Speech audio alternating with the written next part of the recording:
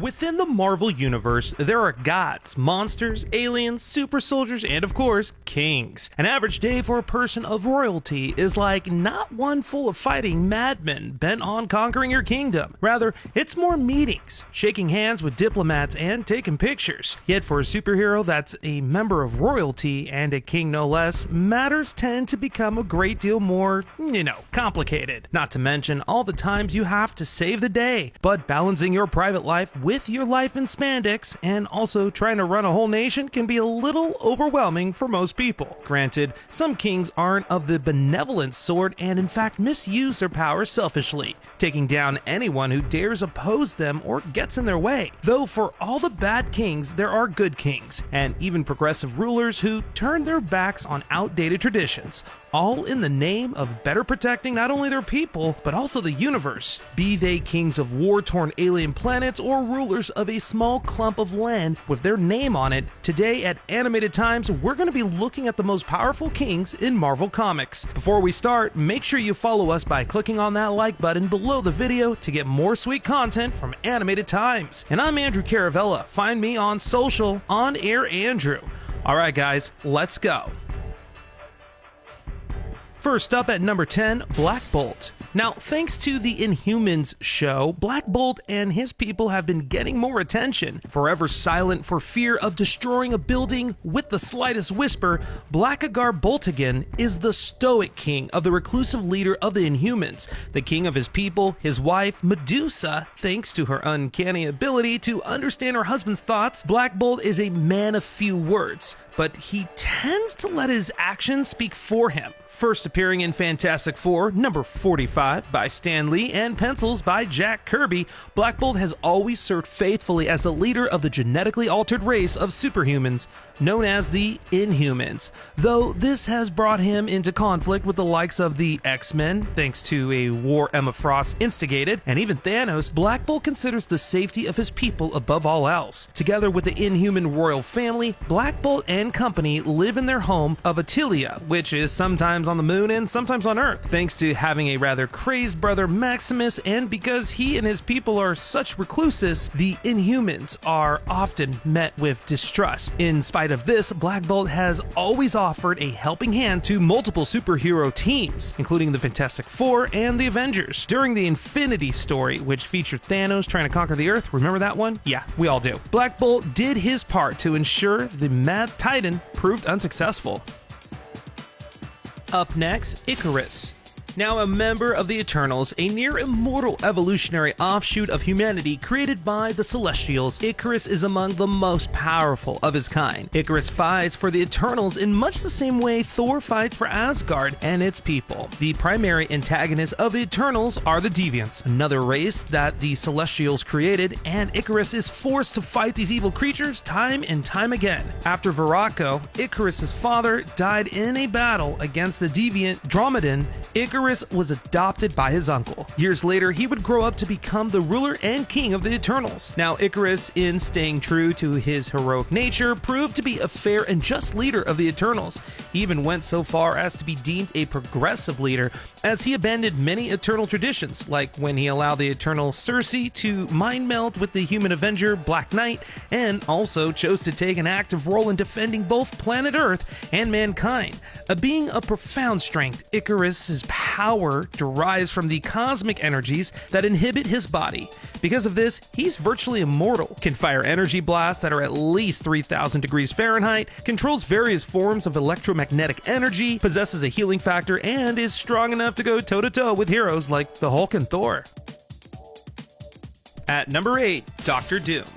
Okay, so like some villains are cackling madmen, others are evil sorcerers, and still others rule nations with an iron fist. Dr. Victor Von Doom checks all of those boxes. Born to gypsies in the small nation of Latveria, Doom gradually rose to power until he became the ruler of the entire country. Fueled by the belief that all men are beneath him, Doom used his genius and mastery over the mystic arts to cement his station and ensure no one would ever dream of dethroning him. Now, when Doom wasn't ruling Latveria, he was plotting to destroy the Fantastic Four, and when he wasn't doing that, he was figuring out, unsuccessfully mind you, ways to occasionally rule the world. Though Doom is a tyrant through and through, he does care about his subjects through some warped sense of loyalty. Perception is everything to Doom, and he can't afford to look like he's an unjust ruler. Now that said, most of his people live in squalor, while he lives like a king.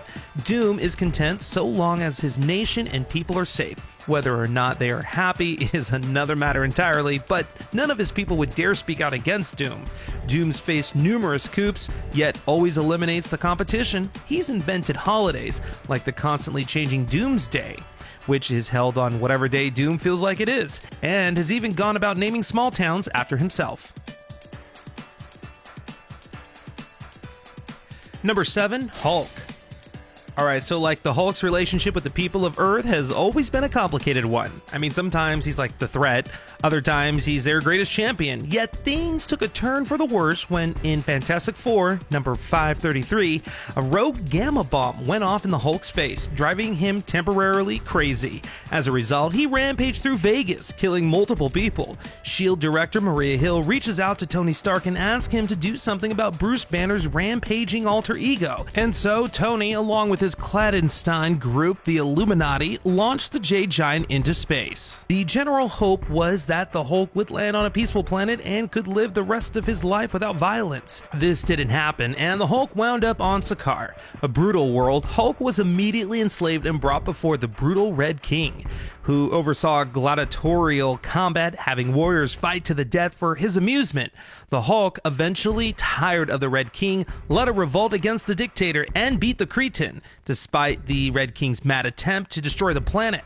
After Hulk defeated him, the Green Behemoth became the new king of Sakaar. Joined by his queen, Kyra, Hulk vowed to serve as a just and righteous king, but then the ship that had carried the Hulk exploded, leading to the destruction of Sakaar, the death of Kyra, and a newfound rage for Hulk. At number 6, Kang. Now, out of all of the villains the Avengers have ever faced, one of their deadliest and most powerful is Kang the Conqueror, a time-traveling warlord with a penchant for reigning supreme as a conqueror to various points in history in different timelines. Kang utilizes his vast technological powers to take advantage of every opportunity to plague the Avengers and the Marvel Universe as a whole. Over the course of his time travel adventures, which have taken him to both the beginning and the end of time, Kang has amassed an empire with the citizenry of literally millions of individuals. Since Kang time travels so much, not only can he appear at literally any point in history he chooses, but some of his own history is a mystery to him, since he doesn't always experience events in the right order. His personal timeline is so out of sync with the rest of the universe and its natural progression of time. Though Kang is the conqueror to many, there are a couple notable instances of his kingship. There's the time when he assumed the guise of the ancient Sphinx Rama Tut, making his way to early Egypt. He used his futuristic technology to subjugate the Egyptians and ruled for 10 years. There was also the time Kang formed the Council of Kangs, comprised of 3 other Kangs from different realities. The prime timeline, Kang assumed the role of leader and king of the other Kangs. Confused on Kang? So am I. Then at number 5, we got Pluto.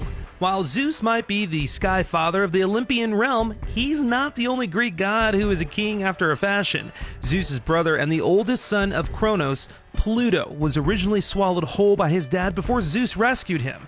Upon receiving his freedom, all of Zeus's siblings and himself cast lots to determine who would rule what. Pluto ended up getting the underworld and would rule the land of the dead, along with all the material wealth that existed inside the planet Earth. However, because Pluto is greedy, he wasn't content with the size of his kingdom and has continually sought to expand his territory, regardless as to whose land he infringes upon. Over the years, and because of some family issues with his brother Zeus, Pluto grew into an especially vengeful ruler and god, causing him to rebel against Zeus in an effort to claim the throne as his.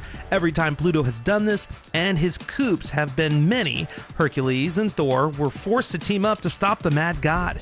Incredibly powerful, he might not be quite on par with Zeus, but he surpasses nearly every Olympian. Aside from being immortal, Pluto can create impenetrable force fields, fire energy blasts from his hands, weaken opponents by touching them, and he can encase his body in a mystical flame. The ruler of Hades, he's more powerful there on his home turf than he is on Earth. At number 4, it's Thor. Now, if you had to ask Thor, the thunder god would say he's a lot of things, but king and ruler is not one of them. Coming from a rather complicated household, Thor has seen what it takes to be a king and spent thousands of years believing that such matters weren't really for him. But to be fair, Thor has no problems fighting on the behalf of his family or defending Asgard if his father is elsewhere. But Thor would rather be lost in the throes of battle rather than trying to negotiate the politics of diplomacy. No matter, because of all the chaos that comes with being the son of Odin, like an evil brother, an evil uncle, old villain seeking to take vengeance on dad, poor Thor is the one that has to deal with it all. As a member of the royal family of Asgard, Thor clashes with his father Odin and trades blows with his trickster half-brother Loki, all while ensuring that the occupants of Asgard can live out their days in peace. In the instances when it is believed Odin was dead, Thor, in trying to be the dutiful son, would do his best to look after his people. The mantle of king is one Thor has worn on multiple occasions, but not one he enjoys. In the distant future, we see Thor as becoming King Thor, the ruler to an otherwise dead Asgard. At number 3, Vulcan. Despite coming from a family with a reputation of putting planets in jeopardy, Gabriel Summers, aka Vulcan, might be the black sheep, but he still managed to become a bona fide space emperor. First introduced in X-Men Deadly Genesis number 1, Gabriel Summers was part of Professor Xavier's replacement X-Men team. He and his teammates ventured to the mutant island Krakoa to save the original X-Men. Nearly everyone on the team died, and Vulcan was left for dead. Now, when Vulcan emerged back into the world very much not dead, he was not feeling especially happy. Things were made worse when it came to light that Xavier had wiped everyone's memories of the incident, and a mega-level mutant who cannot die and wields all kinds of awesome powers like energy projection, telekinesis, time manipulation, and the ability to control every element, he made short work for the X-Men before moving on to the cosmos. When he got to space, Vulcan assumed the throne of the mighty Shi'ar Empire, and was to be expected. Considering his fractured state of mind, Vulcan rules as a cruel, manipulative emperor who preferred violence to diplomacy. Eventually, after leading a war against the Inhumans in which he nearly won on his own, he was seemingly killed by Black Bolt. But like we said, Vulcan can't really die, so odds are he'll be back one day. At number 2, it's Zeus. Now, if only because Thor and the Norse gods get a lot of attention in Marvel Comics, it's easy to forget that the Greek gods and their pantheon are also running around. That said, the most powerful god and king in the Marvel Universe, outside of our number 1, is none other than Zeus, the Sky Father. The youngest son of Cronus and Rhea, Zeus's origin in Marvel Comics is nearly identical to the Greek myth, minus one or two fantastical details. Cronus was the ruler of the extra-dimensional race of Titans. He also took a fancy of swallowing his own children. After being hidden by his mother, Zeus grew up and later was forced to slay his father. In turn, Zeus became king and took his father's place as the Sky Father of the Olympian realm. Along with being the Olympian god of thunder and wisdom, Zeus is also known for being the father of the demigod Hercules. Now, Zeus primarily keeps himself over on Mount Olympus, rarely interacting with the rest of the Marvel Universe, completely opposite from how Odin operates, but his appearances are notable considering his vast power. He's had misunderstandings with the Avengers and the Hulk, and he shares a rivalry with Odin. The two fathers are constantly trying to determine which of their sons is strongest, Hercules or Thor. Zeus' strength is so great that even Thanos respects the Sky Father's power.